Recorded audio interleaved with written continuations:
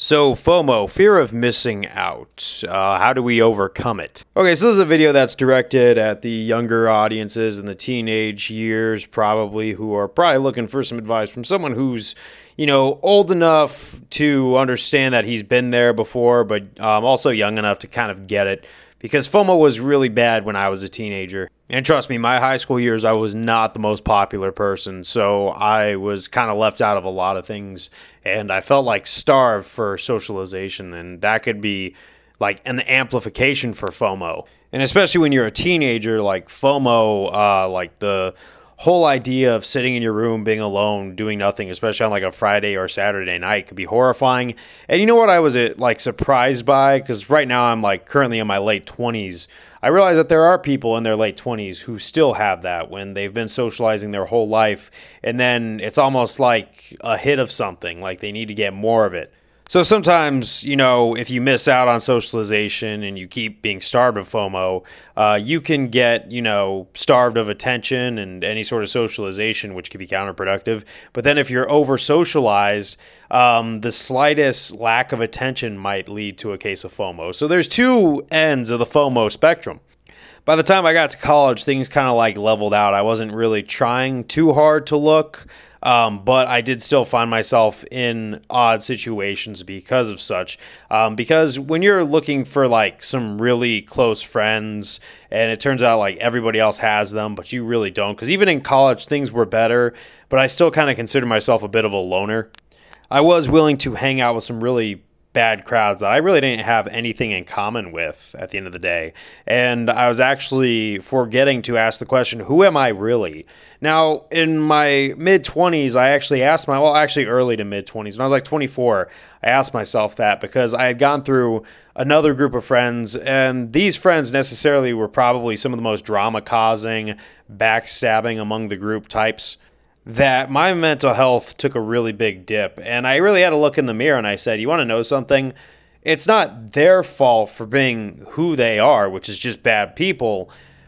It's got to be me, because obviously I'm looking into these groups and finding a lot of, bad stuff. And what is it about me that's attracting these groups? Or are these people that I'm hanging around a reflection of something that's broken on inside me, and this FOMO, this trying to always be around people because I don't want to miss out. I always want to have a fun time. I looked at the timeline and I was like thinking like, okay, so how do I break this, because obviously this ain't working. I'm codependent. I don't want to miss any parties. I get really emotionally hurt if I'm not invited to stuff. And this is how it ties into how to cure your FOMO. And this is the advice I would give to people younger than me, because I think if I give them this advice earlier, it might click with them one day if they want to take it or leave it, right? But it might actually help you develop yourself, because with FOMO, you trying to impress everybody to try and get out there and be this popular person, it could really rob you of your truth. And I had to ask myself, who was I? Like, who was I by myself, right? Because the most quality time you could have alone is looking inward and deciding who you are. A lot of us spend a lot of time alone, and we still don't ask ourselves that question because we're so busy focusing on what we don't have externally that we forget what we don't have internally. I asked myself who I was besides, being the quote-unquote nice guy, right? And, honestly, I looked at myself and I said, you want to know something? I don't really think that there's anything else, so I had to really dig deep and find out what I like. And like years later, Brazilian Jiu-Jitsu, martial arts, music, things that kind of were always around, like the basic things like video games and stuff like that. Who doesn't like video games? Who doesn't like movies? I think that's just pretty much a given. But like hobbies, like learning guitar was a big thing for me. Learning how to play the piano, becoming a welder, becoming adept at working with computers and everything, getting familiar with the command line, like skill building and everything like that really kind of became my identity. And then I actually had an identity. And then the funny thing is I know a lot of people don't believe that the universe has a plan or any sort of like timeline for them.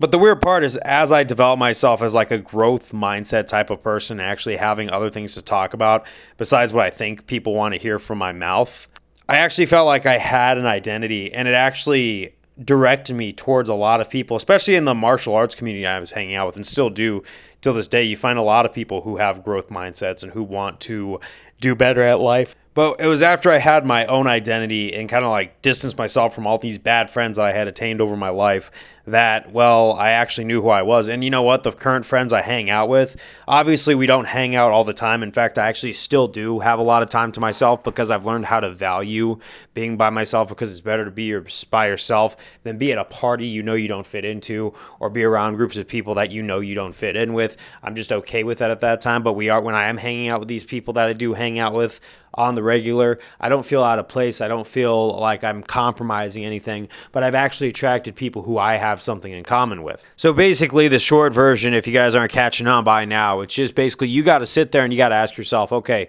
who really am I? Not asking someone to put the idea of who you are inside of you.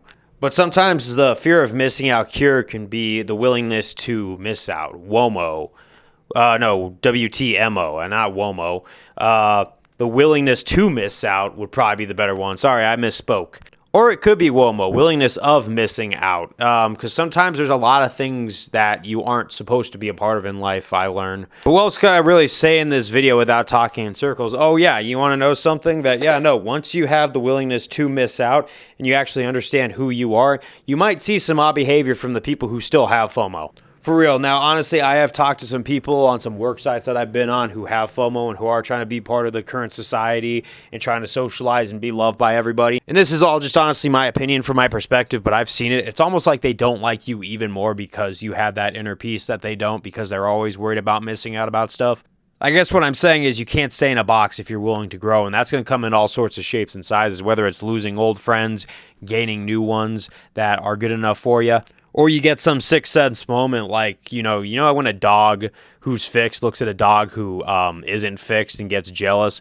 Yeah, that's basically the type of barking that you're going to get at you from other people who aren't satisfied with their existence or feel like they haven't lived up, because you're going to have an inner sense of self-satisfaction that a lot of people won't. But I really should be landing this plane. If you are looking at FOMO, and you have that, right? If you have FOMO, I'm going to use this to recap. The one thing that I've realized in my experience that allows FOMO to take over is when you don't actually ask yourself, who am I actually? You got to stop trying to seek approval from everyone or be accepted into every group, because that's one of the big things of FOMO, and you could lose yourself bad if you allow that to happen.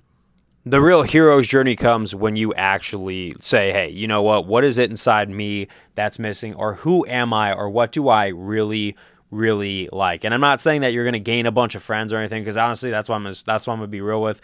Like I said, I still have a lot of alone time because I don't have every friend out there. I'm not friends with everybody. I'm not seeking everybody's approval, but the people who do count do come into my life, and I do hang out with them on occasion, because as I get older, I feel like going out and socializing and trying to meet everybody and be part of a society that can be very judgmental can be just a little hard for your mental health, and it's not fair to you, especially when it's almost like you're going to have doors slammed in your face.